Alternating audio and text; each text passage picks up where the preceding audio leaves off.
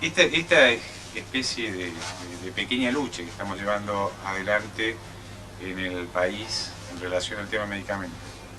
Empezó en el 86, cuando el MOSIS convoca al doctor Gianni Tognoni, que era un asesor de OMS, que lo leíamos, lo respetábamos, pero no teníamos contacto con él.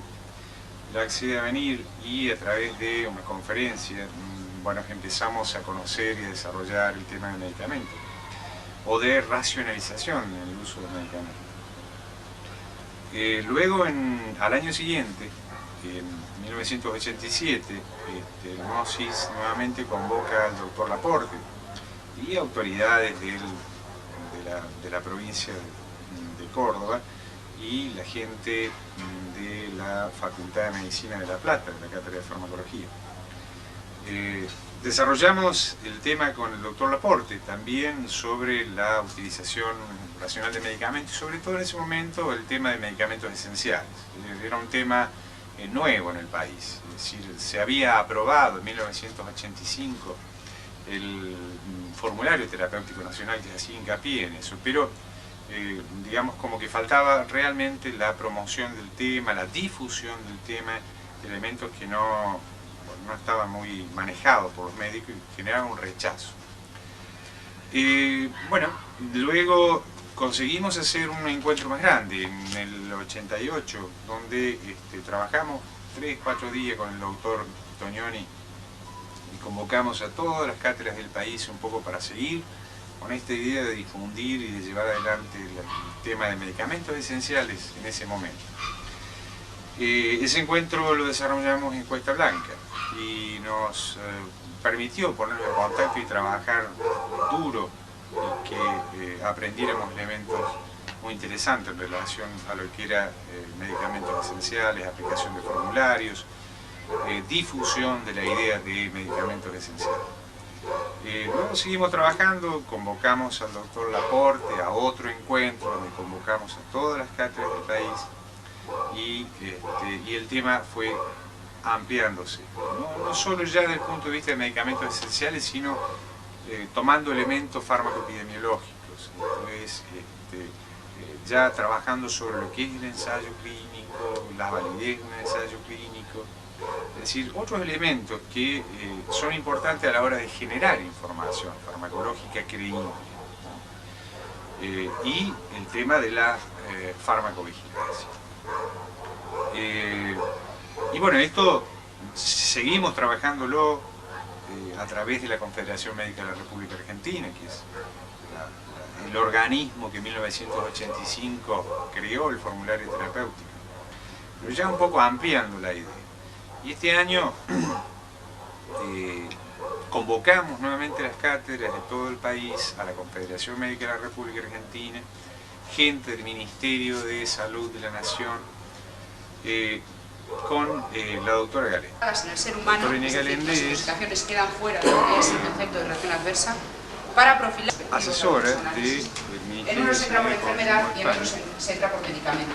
y es Entonces, el caso control la siempre se Dirección entra por General de enfermedad, Farmacia. por la ayuda del Ministerio de Sanidad. La doctora Galén desarrolló una serie de Y luego temas los grupos de importantes, población no dentro estaban de muy ello dispersos, desarrolló eran el grandes tema y podía hacerse una información a todos investigación ética. los profesionales Luego de una manera nos que se quiera llamar, que desarrolló no es también el universitario, no tema es catedrático, sobre es farmacólogo lo que es clínico. la Y investigación, luego la hay reglamentación de la otros dos utilización de farmacólogos medicamentos en que España. se utiliza allí, porque se suaviza la garganta. Y el tema de la De farmacovigilancia. las revistas. Relaciona Cogíase la yoga, conociese la yoga, el primer tema sobre los no saben principios colegios médicos éticos provinciales, básicos. pero es por Desarrolló no sé, por gremialismo o por lo que postuló, sea, ¿no es para cierto?, que se pueda las ejercer en España, que está reglamentaciones colegiado en el están Colegio de Médicos de la en provincia vigencia en de España. para el que se diseñó el estudio. Y dentro de los elementos básicos deficiencia endémica el elemento de respeto a la persona, beneficencia y justicia. para la Son principal principios variable de valoración, éticos básicos no para la que perfil la doctora nos planteó. En unidades de terapia de cuidado Luego, intensivo, un tema hay que pacientes consideramos con importante es el tema de Y eso sería el tamaño de muestra para cada uno de los grupos. el tema de cuáles son las condiciones de Entonces, investigación. en población, sobre todo los organismos representados, en los colegios profesionales, médicos, farmacéuticos, bioquímicos, todos conocían el tema, porque este material lo hacemos en los trabajadores de farmacia, en los trabajadores estatales provinciales, en los municipales, los docentes, se conocía el tema y salieron en defensa, más los expertos de la OMS a través de Toñoni y Laporte. Los laboratorios retiraron el juicio que era multitudinario. Entonces, a nosotros nos parece fundamental crear conciencia de esta situación. Seguro, y después los políticos siguen esa conciencia general. Y se rinden en la ganancia. Bueno, lo proponió fue realmente un accidente, ¿no? Sí, de acuerdo a las distintas hipótesis que se pueden actualmente manejar, si se confirma la hipótesis de la contaminación, el etilenglicol, dietilenglicol, en ese caso se puede pensar que hay un accidente en algún momento de la producción de propóleo, que habitualmente se extrae con propilenglicol y puede haberse confundido el propilenglicol con el dietilenglicol. Si estamos en ese caso, yo digo, podemos plantear que el control de medicamentos, evidentemente, que ejercemos no es suficiente, pero que por más control que hubiera habido, hubiera sido muy difícil que se hubiera evitado este tipo de accidentes. Esto no quita que debamos organizar mejor el control y que hay otras cosas que están involucradas, como la presencia de productos sin certificado en el mercado, etcétera, que deberían evitarse. Yo quisiera agregar una cosa que me parece que es importante. Si bien esto es un accidente, es un llamado de atención, digamos, masivo hacia la sociedad, en el sentido de que la responsabilidad de hacer el control de calidad de una vez por todas se tiene que empezar a hacer. Ahora, una pregunta. El hecho de que la gente se vuelque masivamente a estas terapias alternativas, que lo descubrimos por un accidente, ¿no?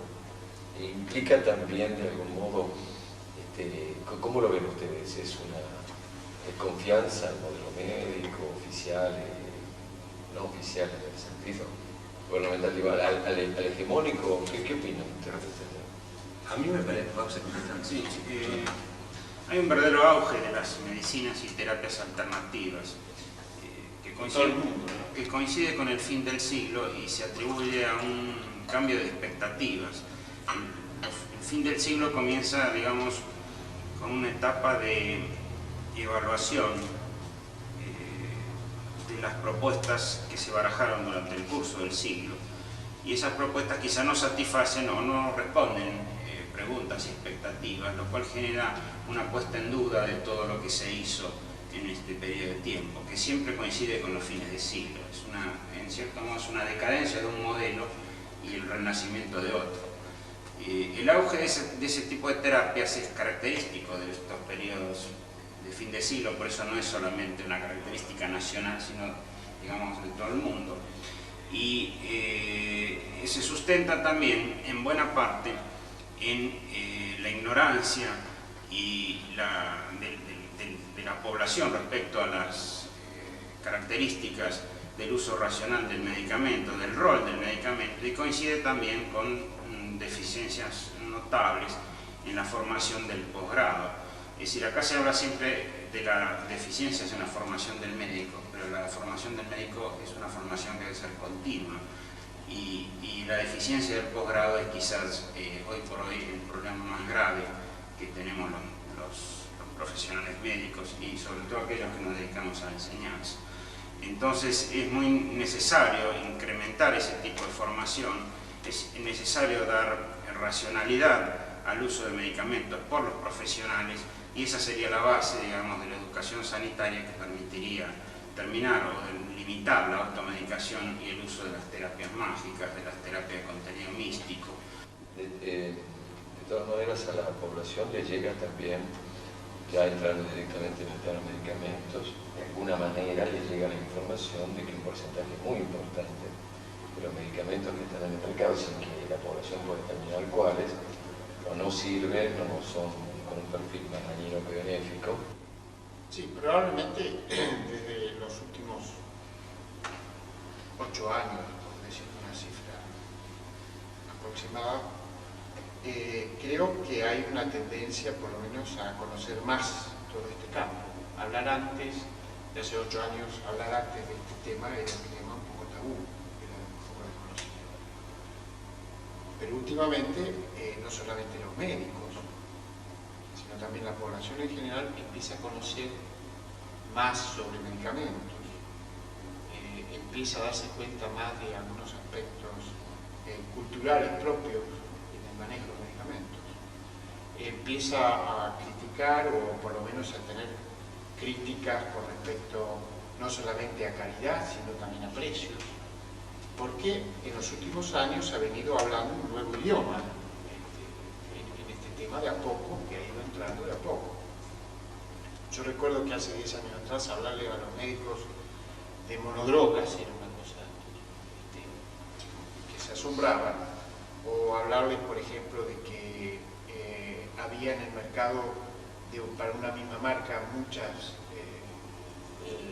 nombres comerciales de un mismo medicamento con abismales diferencias de precios. Ni el médico ni los pacientes lo sabían eso. Es decir, que todo eso va llevando quizás a un cuadro de crisis, por así decirlo, por ponerse a tono.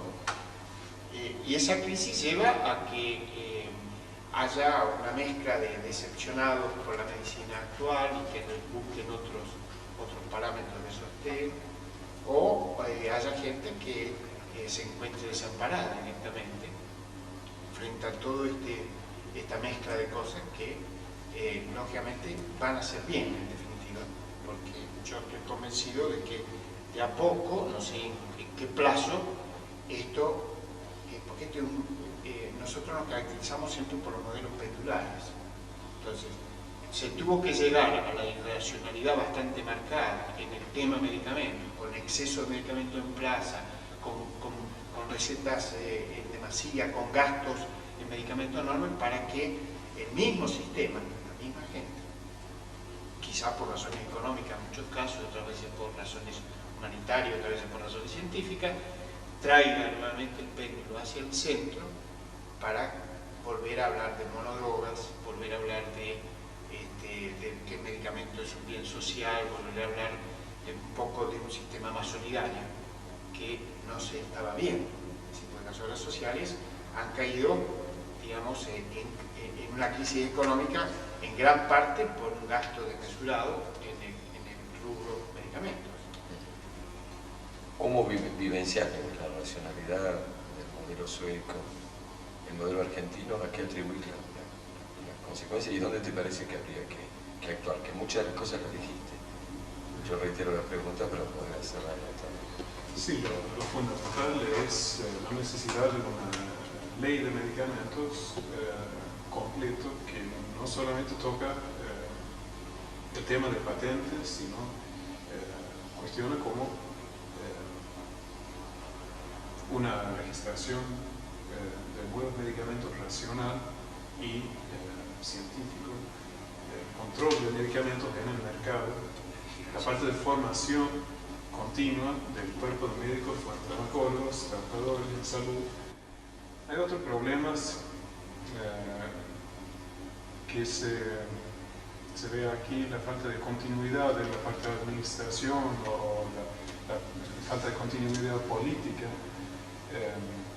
cargos, personas concretas que se cambian, no hay, digamos, llamarlos burócratas, que podrían ser un gran recurso si siguen trabajando de un gobierno al otro. Ellos hacen la parte de administración y tienen una capacitación, conocen el ámbito, la dirección política es otra cuestión, que lo maneja un grupito que, bueno, ellos pueden cambiarse. En Suecia, el cuerpo de, llamarlos burócratas, garantiza una continuidad, una estabilidad.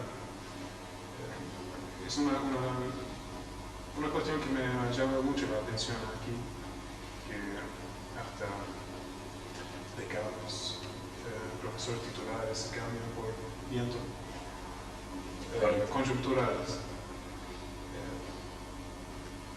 Y eso daría una estabilidad al sistema, sí.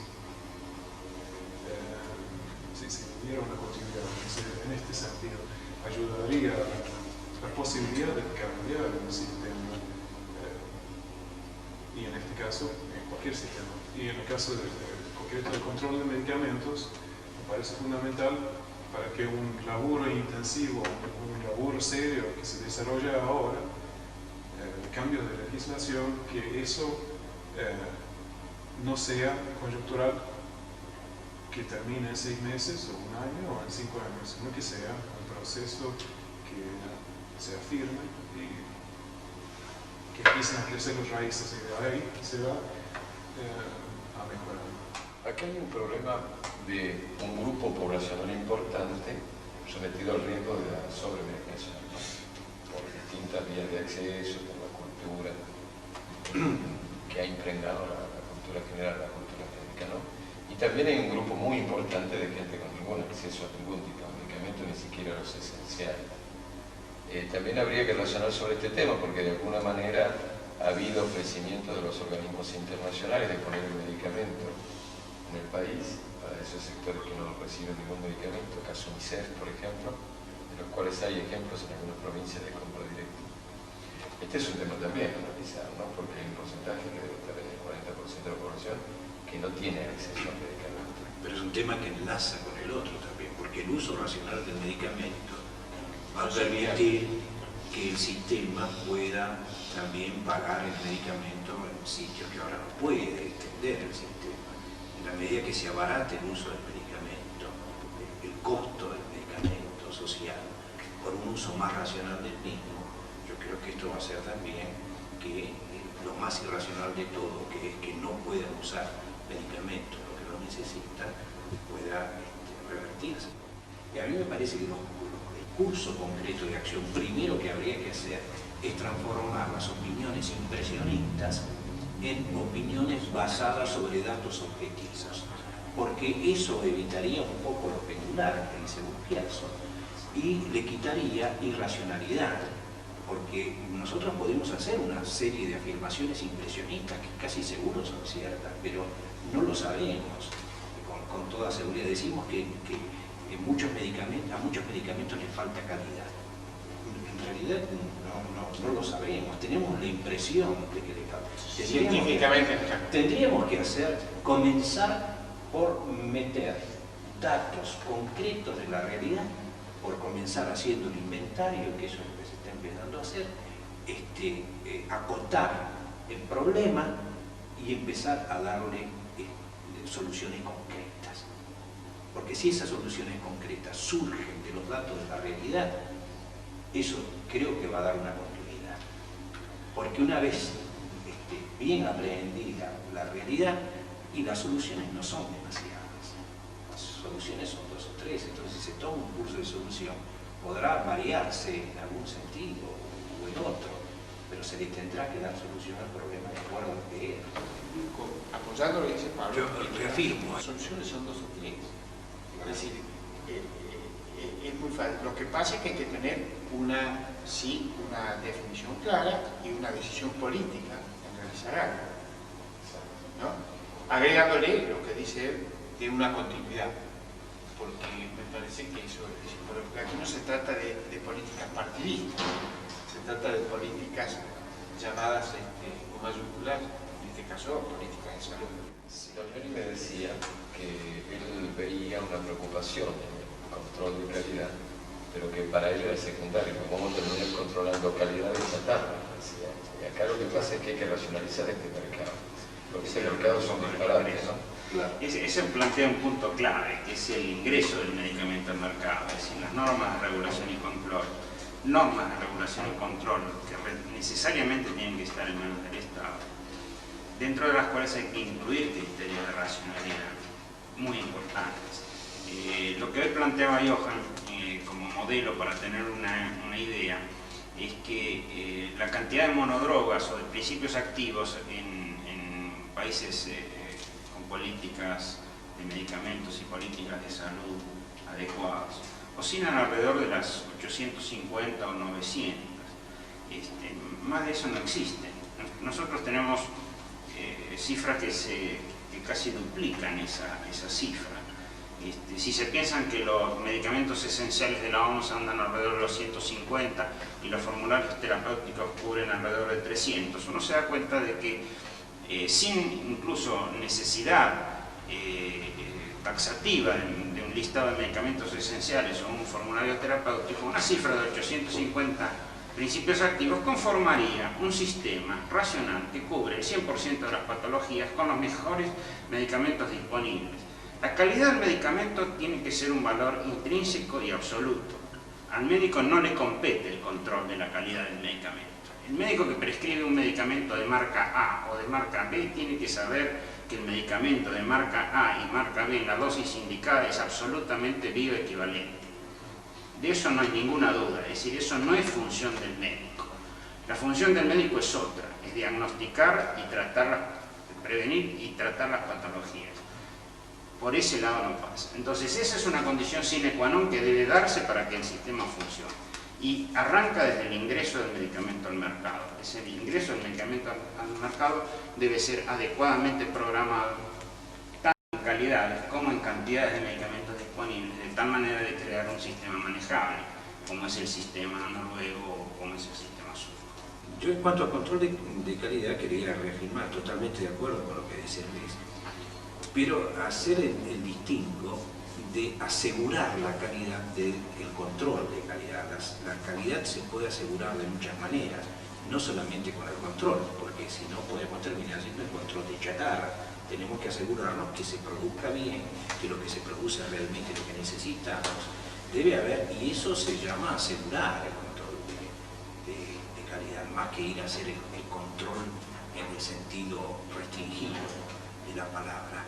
Y eso se consigue, sí, como decía Luis, con fijación de normas, y esas normas deben fijar responsabilidades, y el Estado debe hacer cumplir esas normas de dos maneras: al adjudicar las responsabilidades en forma preventiva, si es posible, para que no ocurran episodios como estos, pero además también terapéutica, porque cuando ocurren estos episodios, ver quiénes son los responsables y si hay responsables, que reciban el merecido castigo y rápidamente, porque acá se trata de muchas muertes. Entonces, si ha habido negligencia en el manejo de las cosas, esto debe quedar bien claro y deben darse las sanciones correspondientes, porque esto también, pese a que es digamos, cirugía o terapéutica posterior, también es un ejemplo para que se tome conciencia de que no solamente el Estado tiene responsabilidades, todos los que intervienen tienen responsabilidades. El Estado fijará las normas y cuidará que se cumplan esas responsabilidades. También lo que veo aquí es que los laboratorios farmacéuticos tienen un espacio, es como un poco una selva, que tienen bastante espacio para moverse. Las experiencias en mi país, en muchos países en Europa, es que la regulación de las actividades del laboratorio no perjudica sus ganancias o su actividad. En Suecia, en mi país, hay una convivencia entre los laboratorios y el sistema de control. Uno no es negativo para el otro. Y cualquier persona que diga lo contrario está haciendo un error. No hace falta un mercado completamente libre para que los laboratorios puedan hacer su trabajo. Es importante. Ustedes vienen sosteniendo desde hace mucho tiempo una defensa por la racionalidad del uso del medicamento, por la posibilidad del acceso a toda la población, porque si todo el sistema de salud se haga racional. Ustedes se enfocan en el medicamento y también en otras cosas. Bueno, después aquí vino mucha gente, por ejemplo de La Plata, de cátedra y docentes, que yo creo que no logramos hacer las reuniones todavía de intercambio, de experiencias, de situaciones, de recursos, que es un tema muy importante, que es la que puede permitir que haya alguna actividad productiva. Pero quizás sea todo esto el principio, o es un intento muy clarito de que tanto las cátedras de farmacología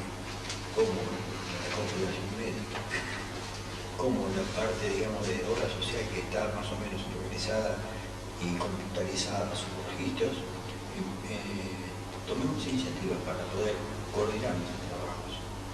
Estamos trabajando muy desperdigados, quizás nos ponemos un poco y va a haber que ir haciendo reuniones específicas para cada uno de los temas que nos preocupan. Creo que es importante rescatar los tres criterios fundamentales que al día de hoy hacen al tema de medicamentos: seguridad, eficacia y uso racional. Lamentablemente en nuestro país ninguno de estos tres criterios puede asegurarse que esté en práctica. Y eso es un tema fundamental. Lamentablemente ni los medicamentos que estamos usando podemos asegurar que sean seguros, ni tampoco que sean eficaces, cosa que en alguna época pensamos que podía ser posible. En este momento no se podía asegurar. Y lamentablemente nunca en el país ha ocurrido, ni está ocurriendo hoy en día, ni tampoco creo que las medidas que se han adoptado contribuyan a que haya una utilización racional de los medicamentos.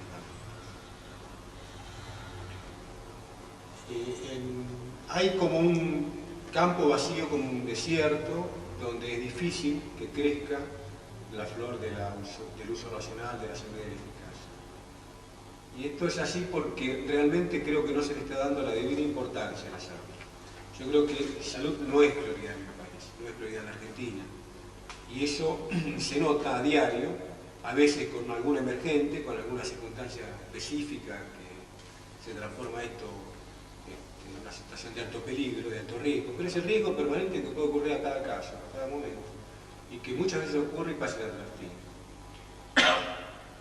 Lamentablemente no hay una política nacional de medicamentos que tienda a asegurar estos tres pilares fundamentales. Nosotros en la Confederación Médica pensamos que la denominación genérica es útil y que su utilización sería muy plausible, pero no es obligatoria para una utilización racional de medicamentos. Que la utilización racional de medicamentos va con la selección de los mismos, con la confección, con los criterios científicos, técnicos adecuados, con la discusión necesaria como para poder armonizar criterios de ese nivel, en la confección de un formulario nacional, formulario terapéutico nacional de amplia aplicación en todo el nivel de la seguridad social y que permita tener sus válvulas de escape para situaciones muy puntuales donde haya que hacer excepciones por motivos que no viene al caso de discutir. Yo creo que de todas maneras en estos tres puntos que yo marqué está la necesidad o el desafío hacia un objetivo futuro de modificar la situación actual. La situación que conversamos con vos es un poco que hay un porcentaje muy alto de la población que no tiene acceso a ningún tipo de medicamento. Sí, en un relevamiento que Y otros que están sobremedicados o cosas así. Sí, en un relevamiento que hice en el país sobre provincias donde se utilizaban formularios terapéuticos, la respuesta al formulario terapéutico fue variada y curiosamente donde no había un formulario terapéutico estricto y que se usaba solamente un listado de medicamentos como fue la provincia de Neuquén, era donde más se respetaba la medicación por monodrogas y también se usó el nombre de genérico, pero eso está inmerso en todo un sistema de salud ya bien desarrollado. Eso es importante, tener un sistema de salud de atención primaria bien desarrollado. Y también la población tenía acceso al medicamento, había una buena distribución del medicamento. Así todo, había en estudios hechos en el hospital de Neuquén alguna irracionalidad. De todas maneras, en la Argentina lo que se ven son, lo que yo he podido ver un poquito así, son experiencias desperdigadas, pero que si se lograran sumar y se lograran concentrar, por ahí se podría lograr una mayor racionalidad en el uso del medicamento. Así, por ejemplo, en Mendoza, en su obra social, si bien uno puede cuestionar su vademécum de las drogas que contiene, ellos han implementado en sus hospitales que son cerrados un sistema de farmacia clínica con la dosis diaria, con dosis diaria única, que le ha permitido reducir el robo de medicamentos, el consumo de medicamentos y han tenido una recuperación de medicamentos también. Yo en este momento no recuerdo la cifra, pero creo que la recuperación de medicamentos era de 300.000 pesos en diciembre del año pasado. Yo creo que eso también se debe acompañar con una buena formación del recurso humano a nivel universidad, pero también habría que acompañarse, no solo poner la atención en el médico, también una educación al consumidor sería importante. El fenómeno del accidente también ha demostrado que la gente confía poco en el modelo médico. Sí, ¿no? seguro. ¿Qué opinas vos, por ejemplo, y vos también, de abrir el juego a la comunidad a través de los representantes para que se participen de este tipo de programas? Sí, pienso que sería fundamental. Porque eso sería una política distinta, ¿no? Yo creo que sí, que es fundamental. Pienso que, en ese sentido, pienso que se ha avanzado algo, porque si nosotros recordamos los primeros encuentros que hicieron ustedes en Córdoba, no sé cuándo fue, en el 88, ahí hubo que discutir varios días, porque realmente el tema de que era irracional la prescripción, había muchas de las personas que participaban en este encuentro que estaban seguros de que se estaba prescribiendo bien. Y hubo que definir muy bien a qué se llamaba irracionalidad, por qué realmente se decía que en el mercado había medicamentos que no servían, medicamentos peligrosos, medicamentos con gran cantidad de efectos adversos. Y fue motivo de debate, por lo menos 2 días seguidos, a la mañana y a la tarde, de debatir ese tema. Pienso que se avanzó, porque por lo menos en esta jornada, en estos 2 días, se dio, digamos, todo el mundo coincidió en eso, y todo el mundo significa, por lo menos la gente que participa en la formación de recursos humanos, que son los profesores de farmacología o docentes de farmacología en todo el país, y unanimidad que en otra época no se tenía. Pienso que un poquito se avanzó en ese sentido. Por otro lado, el avance está también en el hecho de que tenemos compartiendo con nuestro trabajo gente del Ministerio de Salud que está apuntando o que está iniciando tareas también en el mismo sentido, es decir, apuntando hacia la racionalidad en el tema medicamentos. Claro, faltaría, digamos, en este momento esto que estamos mencionando, de uso tan difundido de un producto que no tiene aprobación por parte de ningún ministerio, lógicamente sacude todas las estructuras, tanto universitarias como no universitarias, la comunidad entera está asombrada. El hecho, digamos, de que uno se pone y se documenta de que el Estado, los ministerios, no están ejerciendo el mínimo rol de control de la salud de la población, ni el mínimo. Ahora, lógicamente, la otra etapa esta que vos mencionás, de abrir al resto de la comunidad, es decir, que el consumidor esté representado, que los representantes de la población, diputados, senadores, legisladores, participen también de estos temas, que de alguna manera podamos llevar el debate a otros ámbitos. Pienso que es una etapa que es el momento de hacerla, y pienso que es el momento por este hecho que yo menciono de una unanimidad de criterio que estamos viendo en estas reuniones que antes no teníamos. Una pregunta que quiero hacer. ¿Cuál te parece que sería el mensaje que tendría que trascender de este encuentro para la población? Yo creo que hay varios sectores con responsabilidad en el cambio de esta situación. Hay obligaciones en la industria farmacéutica, hay obligaciones en el ministerio, hay obligaciones en la universidad, hay obligaciones en los políticos, y necesariamente hay una absoluta necesidad de información a la población de qué está sucediendo con este tipo de cosas. Algo ha cambiado en las costumbres en cuanto a la medicación.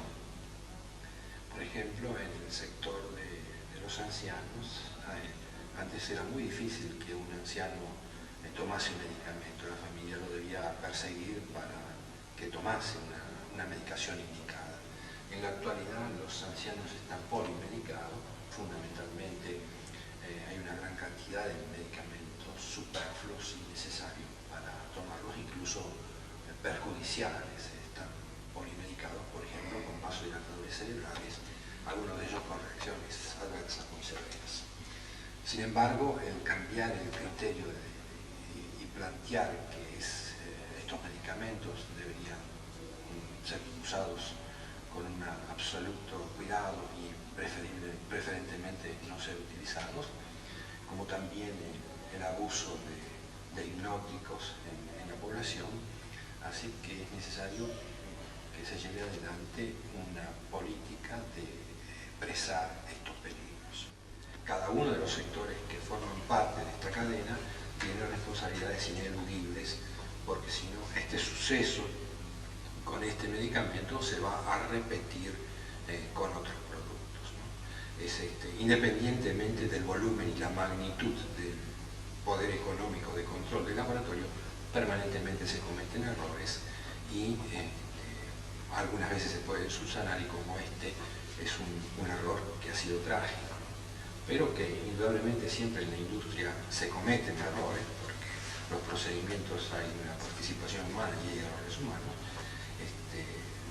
Deberían ajustarse las cosas para que esto sea lo menor posible. Este encuentro, un encuentro más que trata el tema de medicamentos, es uno de los objetivos que se han trazado, aunque no en forma orgánica, pero sí voluntariamente, en las distintas cátedras de farmacología desde hace varios años, que felizmente han podido ir reuniéndose cada tanto. La prueba está que este año ya nos hemos reunido 3 veces. Y la razón es que también a nosotros, como a todos los demás médicos y a todas las demás partes de este sistema, nos preocupa mucho lo que está ocurriendo con medicamentos. Y además porque creo que históricamente las cátedras de farmacología siempre hablaron un idioma proveniente de su formación previa. Es decir, en líneas generales, nosotros nos hemos formado en la farmacología básica y nunca tuvimos, porque no la había, intenciones de participar más en una farmacología clínica o en una terapia. Pero también han aparecido nuevas, la farmacología clínica, la terapéutica en otros niveles, y esto es un nuevo idioma. Este es el idioma de ampliar conocimientos en epidemiología o en farmacoepidemiología, ampliar conocimientos en estadística aplicados al conocimiento de la epidemiología, o sea, como que estamos pasando del análisis individual de un medicamento en una persona al análisis de medicamentos en población. Por eso, el objetivo fundamental de estos encuentros es, primero, hablar un idioma común, que es bastante difícil, por donde venimos y dónde vamos. Segundo, la idea de empezar a elaborar, que ya se están haciendo, trabajos comunes. Es decir, poder empezar a trabajar, ya que hablamos el mismo idioma, poder comenzar a trabajar en estas áreas con objetivos comunes y con fines comunes.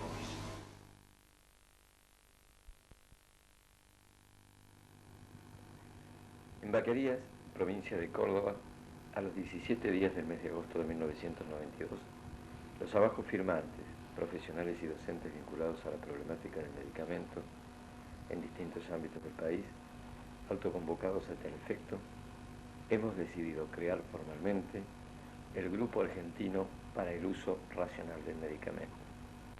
Como una entidad o razón social sin fines de lucro, independiente de organismos estatales y privados, de convicción democrática y pluralista, ajena a intereses partidarios o de sectores políticos o empresarios, cuya principal finalidad es propender, tal como se hace explícito en su denominación, al uso racional del medicamento en la República Argentina. Resulta imprescindible explicitar los siguientes principios que definen el orden de ideas desde el cual plantearnos el logro de nuestro objetivo. 1. Asumir al medicamento como un bien social en el ámbito de nuestra cultura. Reconocer en el método científico el instrumento idóneo para garantizar nuestro objetivo fundacional. 3. Visualizar y analizar el fenómeno epidemiológico resultante del empleo de fármacos en seres humanos en todos sus aspectos: médico, sanitario, político, social y económico. 4. Jerarquizar y difundir el concepto de medicamento esencial. 5. Interpretar que en la prescripción de medicamentos se produce la interacción de múltiples factores: dispensación, selección, oportunidad, accesibilidad, costo, etc., que bien pueden asegurar o desvirtuar el concepto de racionalidad. El marco de ideas expuesto confirma el carácter multidisciplinario y abierto del grupo creado, única forma de garantizar el logro de nuestro objetivo.